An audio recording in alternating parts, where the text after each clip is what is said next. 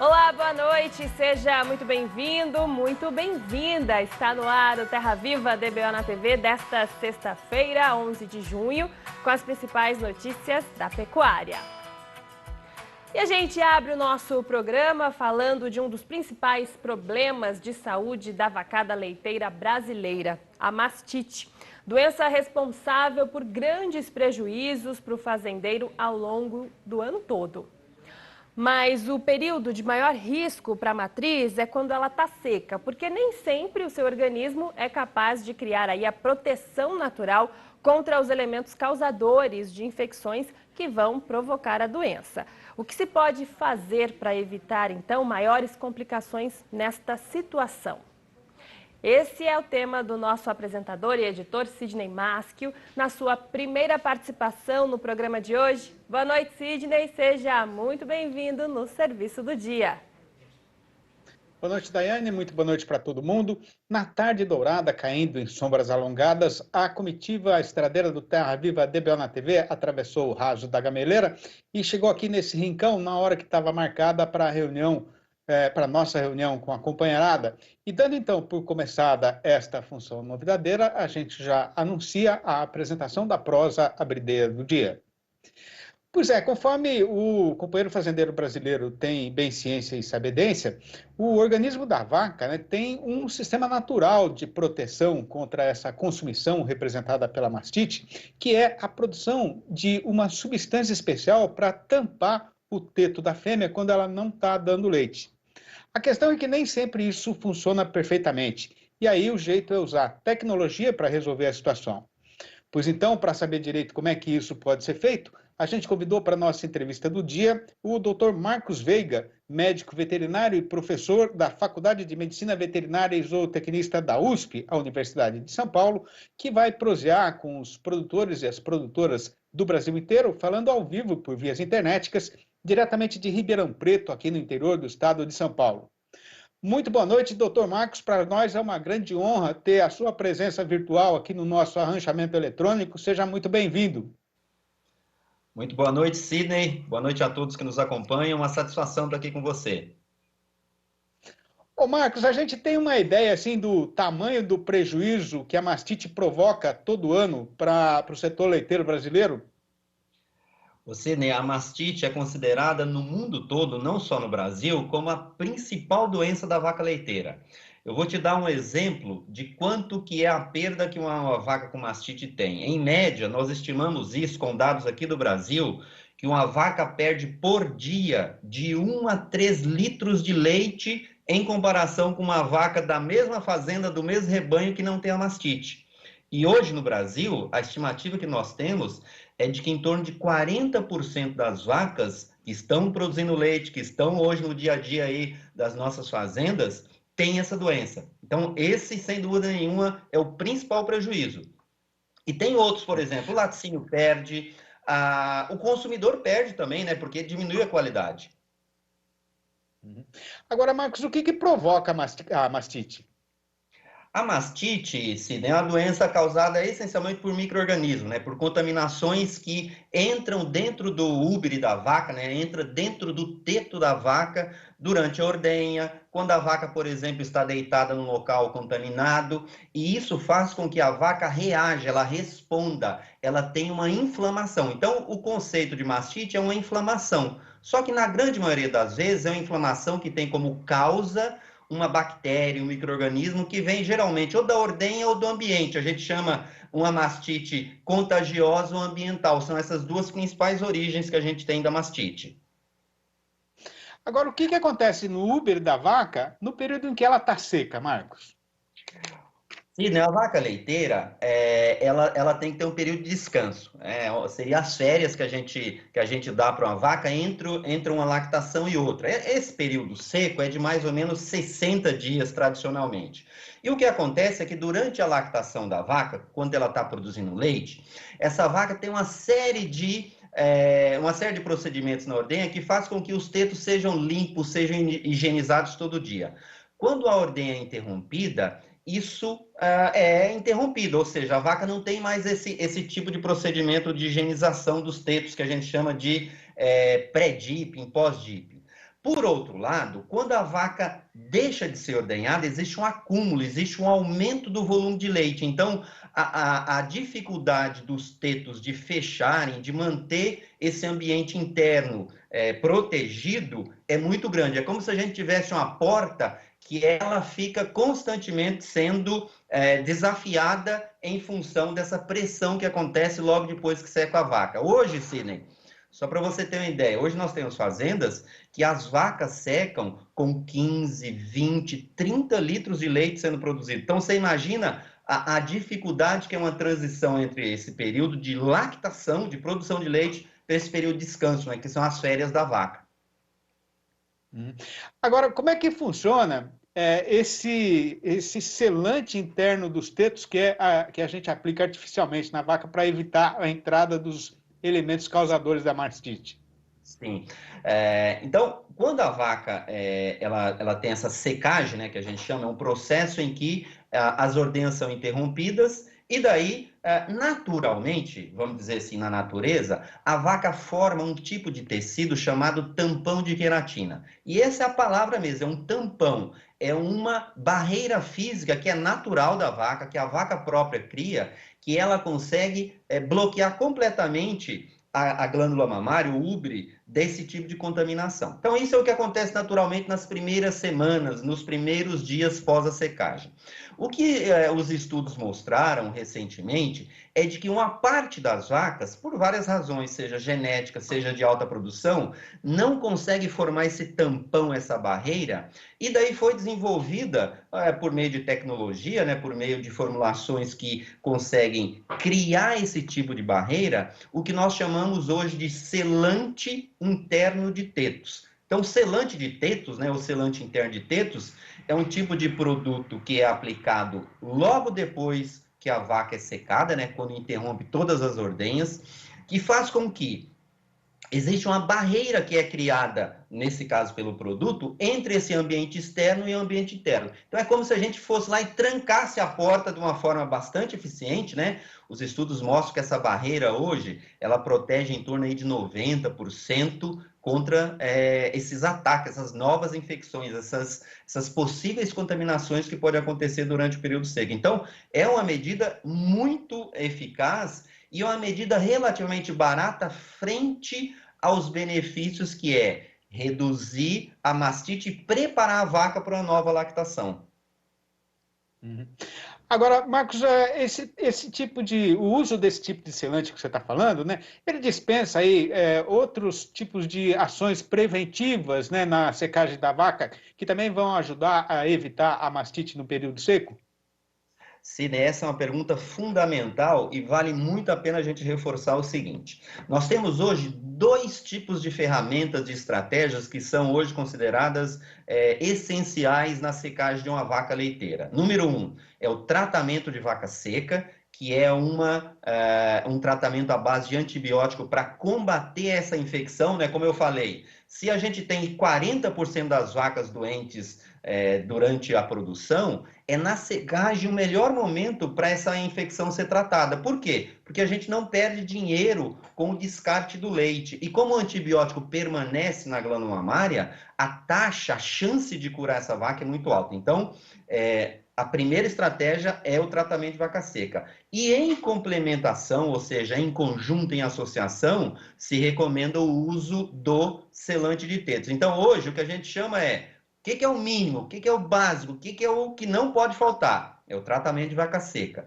E se o produtor quiser usar o que tem de melhor hoje, o que tem de mais eficaz, o que tem de mais completo, seria essa secagem completa, que é tratamento de vaca seca mais o selante. Então, aplica-se o selante após o tratamento de vaca seca. Por quê? E daí a razão, talvez, é o mais importante, né? Porque o selante, ele não tem uma função de matar a bactéria que está lá. Ele não tem uma função ativa. A gente chama que é uma função inerte, né? É uma função puramente física. Então, se a vaca tiver um problema, se a vaca tiver infecção, o selante não vai funcionar. O selante não resolve o problema. O que resolve o problema dessa vaca já infectada, essa vaca já doente, é o tratamento de vaca seca. Por isso que hoje a recomendação, de forma geral, é fazer o tratamento de vaca seca associado em conjunto com o selante de tetos. Muito bom. Fica aí a dica para o companheiro produtor de leite e para a companheira produtora de leite que estão ouvindo a gente, que estão escutando a nossa falação, que uma coisa não pode ser usada ou não deve ser usada sem a outra, uma coisa complementa a outra, né? Marcos, eu queria agradecer demais a sua participação aqui no nosso programa. A gente teria mais umas 20 perguntas para fazer para você aí sobre esse assunto, que é muito interessante e muito amplo, né? Mas você sabe que o nosso tempo aqui é contadinho. Então, muito obrigado pela sua participação. Um grande abraço para você e dá um abraço em toda a turma aí da Faculdade de Medicina Veterinária e Zootecnia da USP, que a gente aprecia muito o trabalho de vocês. E até uma próxima vez, Marcos. Sidney, muito obrigado. Um forte abraço a todos. Obrigado. E a gente volta agora para os nossos estúdios no bairro do Morumbi, aqui na capital de São Paulo, com a companheira Daiane Andrade. Tá certo, Sidney. Muito obrigada, viu? Até daqui a pouco com mais informações. Nós vamos para um rápido intervalo e já voltamos com mais informações sobre os insumos nesta semana. A gente volta já, fica aí. E já voltamos com Terra Viva DBO na TV desta sexta-feira. Chegou a hora da gente falar sobre insumos. Após as quedas aí nos preços do milho, né, na segunda quinzena de maio, eles voltam a ficar firmes. Os detalhes agora com a Scott Consultoria. Começo aqui destacando o cenário de preços mais firmes para o milho no mercado brasileiro, depois da queda verificada na segunda quinzena de maio, né? Então, nessa primeira metade de junho, a gente viu aí os preços entre R$ 101 e R$ 102 reais por saca de 60 quilos na região de Campinas. Então, o mercado com os preços andando de lado, num viés mais firme em relação à quinzena anterior.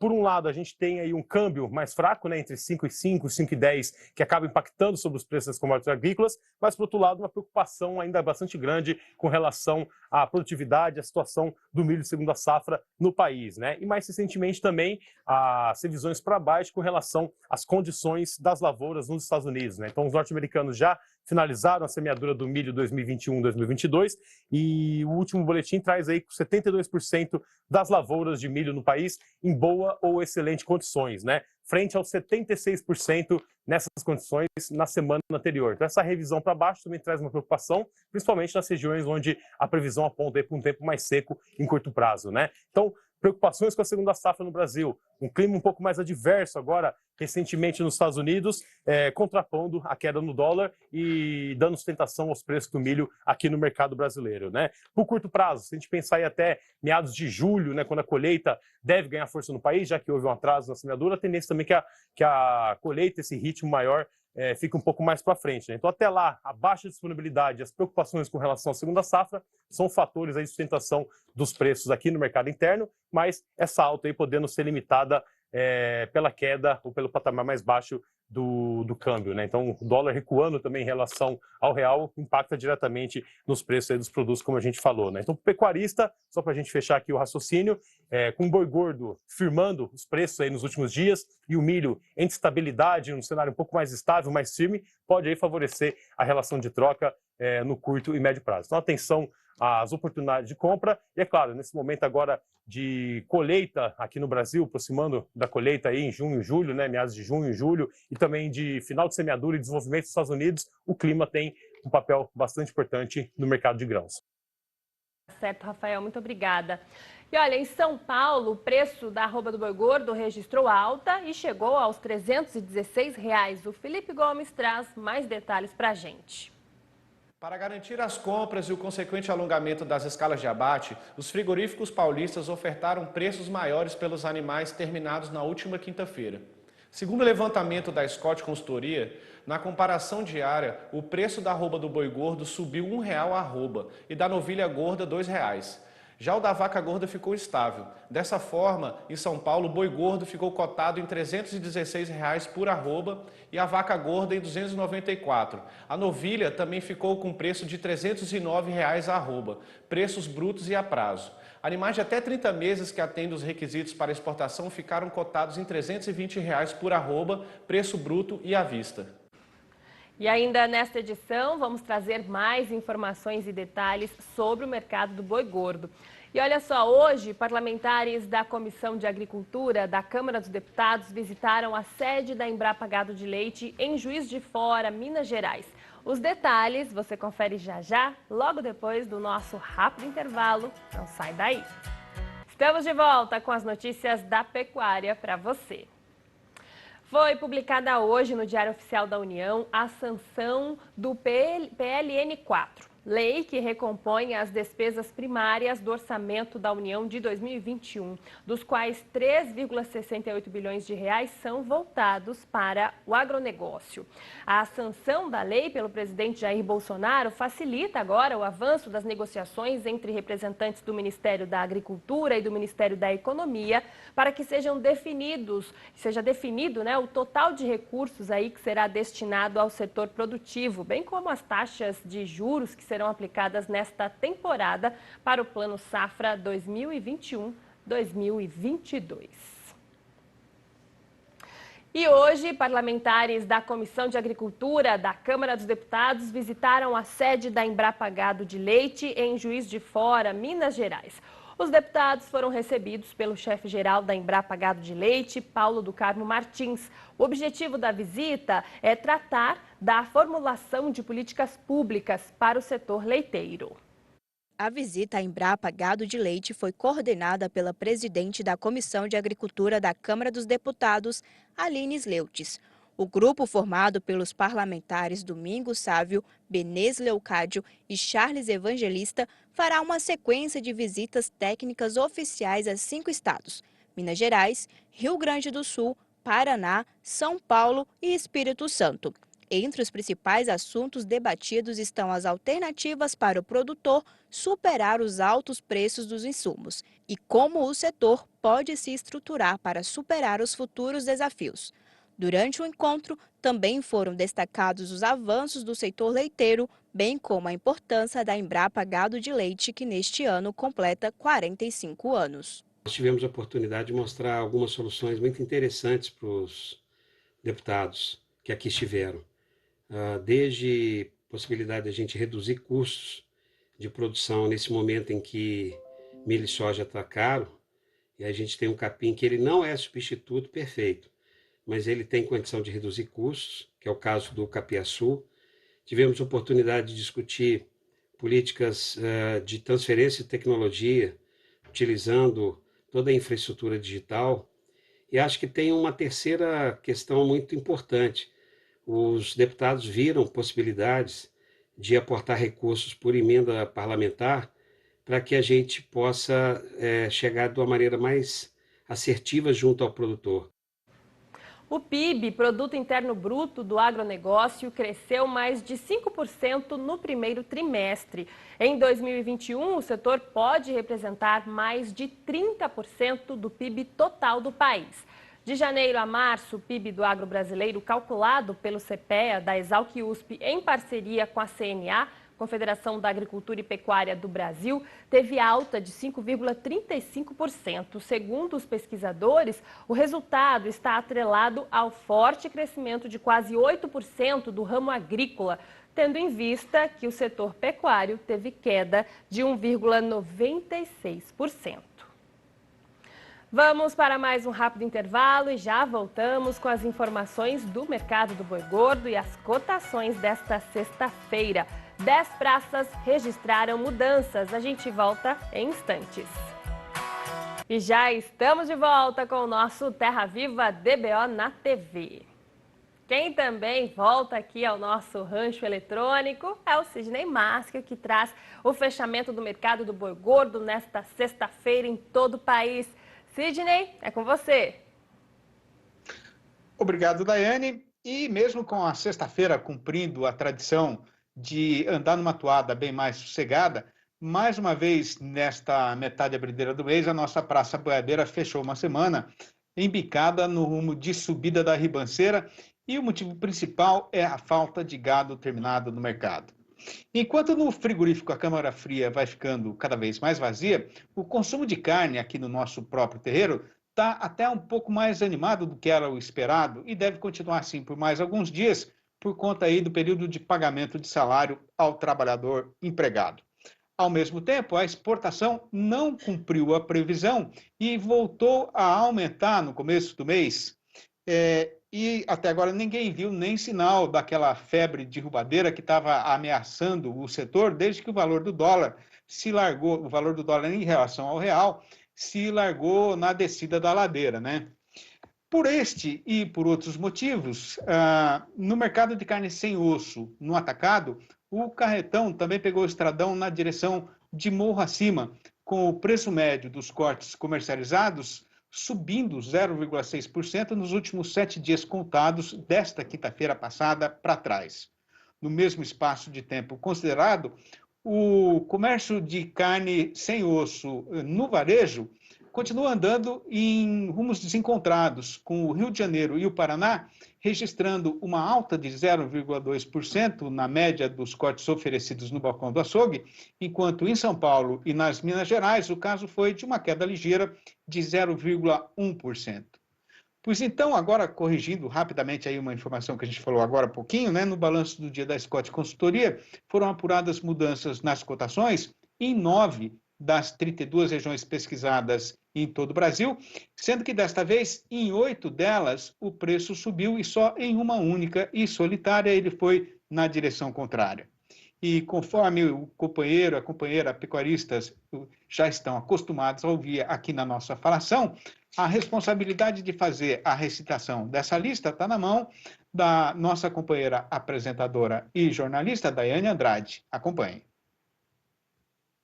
Começamos o dia na capital de Goiás, Goiânia, com o macho arribando para R$ 288,50 no prazo de 30 dias e já descontada a parte do fundo rural. Alta geral em Três Lagoas, Mato Grosso do Sul. O macho foi para R$ 302,50 e a fêmea para R$ 282,50. No sul da Bahia, subiu tudo também. Por lá, agora o boi está cotado a R$ 287,50 e a vaca R$ 280,50. Quem quiser comprar fêmea no noroeste paranaense vai desembolsar pelo menos R$ 287,50. Partimos para a capital de Mato Grosso, Cuiabá, com os preços nas alturas. Por lá, o boi arribou para R$ 303,50 e a vaca para R$ 293,50. Na região norte do estado, a fêmea está sendo falada a R$ 289,50 e o macho a R$ 300,50. Os preços subiram morro acima no oeste de Maranhão. Por lá, a vaca agora está valendo R$ 266,00, enquanto o boi está valendo R$ 290,50. No sul de Tocantins, os preços do macho e da fêmea tiveram alta. Na região, ele está sendo falado a R$ 295,50 e ela a R$ 286,50. Agora vamos para a única e solitária queda do dia. Em Espírito Santo, a vaca escorregou e agora está valendo R$ 276,00. No estado de São Paulo, tanto em Barretos quanto em Araçatuba, houve estabilidade nos preços. Nas duas praças, o valor do boi é de R$ 311,50 no prazo de 30 dias. Tá certo, então, e numa semana em que o tema escolhido para os nossos versinhos foi Saci, Assombrações e Simpatias, sendo sexta-feira, obviamente que o tema não poderia fugir do assunto de assombração, né? Então, vai ouvindo. Em noites de sexta-feira enluarada, estando a quaresma já entrada, as almas penadas vagueiam em levas nas trevas do sertão, recitando os autos da perdição, plantando no coração dos crentes e na mente dos incautos sérios mistérios, segredos sagrados e medos profundos. Depois, se retiram em hordas para as bordas do outro mundo e ficam lá refugiadas na eternidade, esperando nova oportunidade de voltar para assombrar a humanidade. Vixe, é isso. Então, gente, eu vou ficando por aqui, desejando um excelente final de semana para todo mundo. Cuidem-se, fiquem em casa se possível, use máscara e adote todas as medidas preventivas contra a pandemia da Covid-19. E eu devolvo a vez de falar para minha companheira Daiane Andrade. Tá certo, Sidney. Obrigada, viu, pelas informações. Ótimo final de semana para você e até segunda. Para você de casa também, excelente final de semana. A gente volta a se encontrar na segunda aqui no nosso Terra Viva DBO na TV. Tchau, tchau.